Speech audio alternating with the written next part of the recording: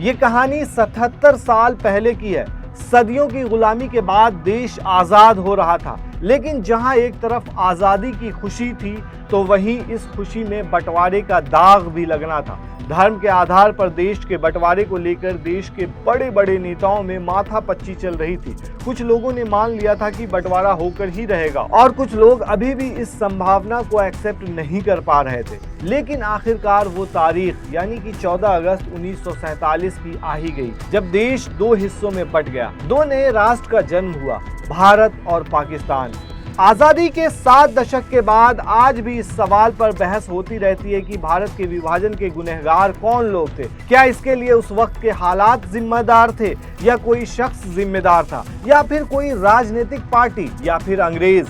आखिर किसे मानव इतिहास की इस सबसे बड़ी विभीषिका का जिम्मेदार कहा जा सकता है? चलिए इसको समझने की कोशिश करते हैं। लोहिया के किताब में इसकी चर्चा मिलती है। भारत में समाजवादी राजनीति के पिलर कहे जाने वाले राम मनोहर लोहिया ने अपनी किताब भारत विभाजन के गुनहगार में बंटवारे के लिए 8 कारण बताए हैं। लोहिया ने भारत की आज़ादी और उसके बाद बंटवारे के घटनाक्रम को अपने युवा मन के साथ बेहद करीब से देखा था। अपनी किताब में उन्होंने बताया कि इसमें पहली वजह थी ब्रिटिश कपट, दूसरा कांग्रेस नेतृत्व का उतार, फिर हिंदू मुस्लिम दंगों की प्रत्यक्ष परिस्थिति, फिर गांधी जी की अहिंसा, मुस्लिम लीग की कूटनीति, आए हुए अवसरों से लाभ उठा सकने की असमर्थता और अंत में हिंदू अहंकार। दरअसल लोहिया उस प्रक्रिया की हिस्सा थे जो दो देशों का मुस्तकबिल तय करने का आधार था। अपनी किताब में लोहिया ने बताया कि वो कांग्रेस की कार्य समिति की उस बैठक में भी शामिल रहे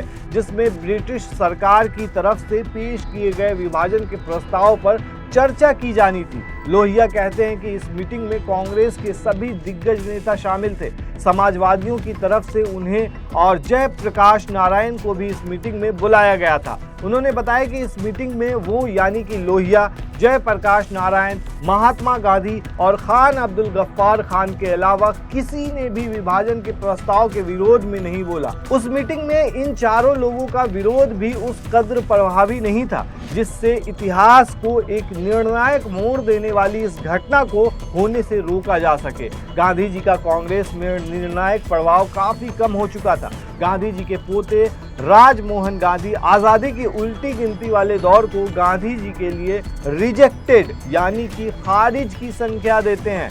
गांधी जी विभाजन के सख्त विरोधी थे, लेकिन कई बार उन्होंने खुद इस बात को एक्सेप्ट किया है कि उस वक्त तक कांग्रेस में उनका प्रभाव इतना नहीं बचा रह गया था कि वो अपने इस विरोध से विभाजन के फैसले में कोई ठोस बदलाव ला सके। महात्मा गांधी के अलावा लोहिया और जयप्रकाश नारायण की भी उस मीटिंग में ऐसी हैसियत नहीं थी कि वो प्रस्ताव का विरोध करें और वो कोई खास प्रभाव डाल पाए। खान अब्दुल गफ्फार खान यानी कि सरहदी गांधी से उम्मीद की जा सकती थी, लेकिन लोहिया के मुताबिक उस मीटिंग में सरहदी गांधी भी विभाजन के विरोध में सिर्फ 2 वाक्य बोले। पहले वाक्य में उन्होंने अपने सहयोगियों के विभाजन के प्रस्ताव को स्वीकार लेने के फैसले पर दुख जताया। दूसरे वाक्य में उन्होंने उत्तर पश्चिम सीमांत प्रांत के भारत या पाकिस्तान से निरपेक्ष स्वतंत्र होने की गुंजाइश के बारे में जानने की कोशिश की। इसके अलावा उन्होंने कुछ भी नहीं बोला। इन सब में लोहिया का ये दावा काफी चौंकाने वाला है कि जवाहरलाल नेहरू और सरदार पटेल ने विभाजन के प्रस्ताव के बारे में महत्वपूर्ण जानकारियां गांधी जी तक को नहीं पहुंचाई।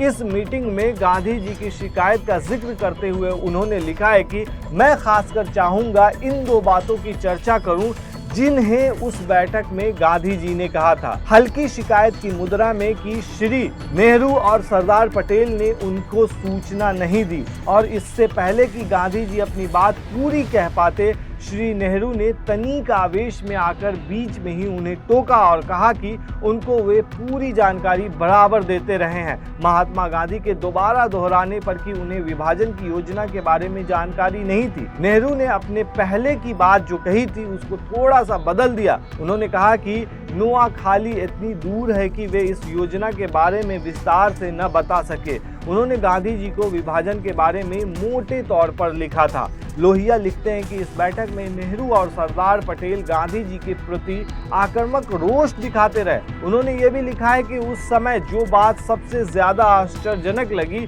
और आज भी लगती है, वो थी अपने दो चेलों के अत्यधिक अशिष्ट व्यवहार की।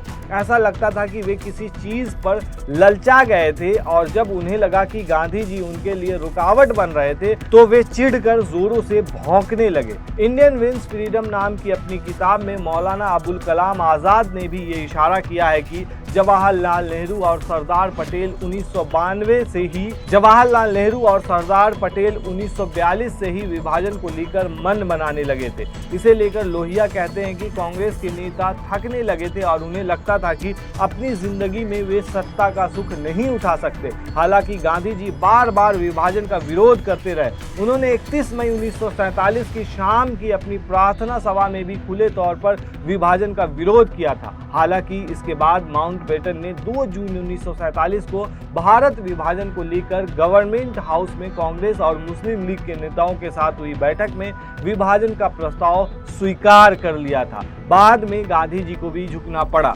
विभाजन के मसले पर वे कांग्रेस में ही अलग थलग पड़ गए थे। उन्हें लोहिया, जयप्रकाश, खान अब्दुल गफ्फार खान का साथ तो मिल रहा था, लेकिन ये वैसे प्रभावशाली लोग नहीं थे जिनकी बात या तो कांग्रेस सुनती या फिर देश।